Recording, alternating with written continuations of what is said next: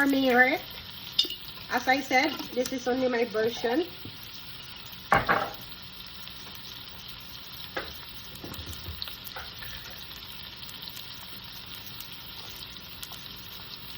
And then 1/2 teaspoon ng chicken powder.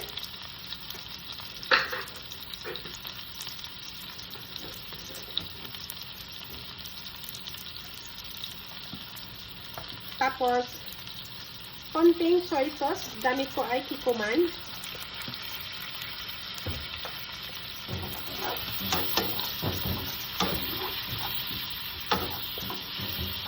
And as I said, this is only my food.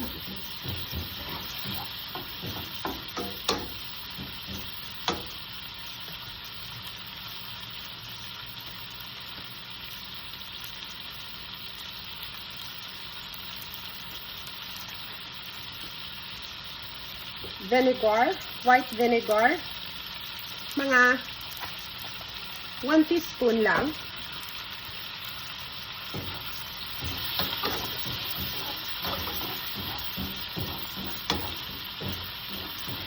Ito lang natin sila.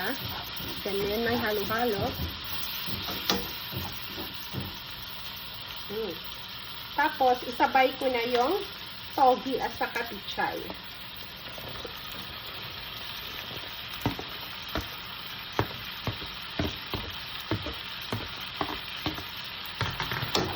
Ako kasi gusto ko basta pag gulay, kahit anong gulay kinakain ko yan.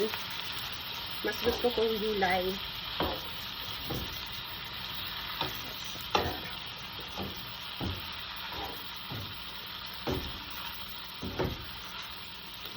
Ayaw ko ng overcook. So, ilagay na natin yung sibuyas dahon, scallion.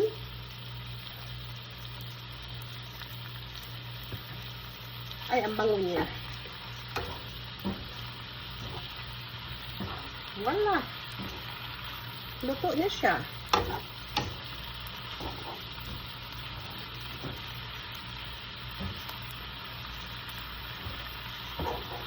Diba super bilis? Ganyan lang ako magluto ng gulay ko.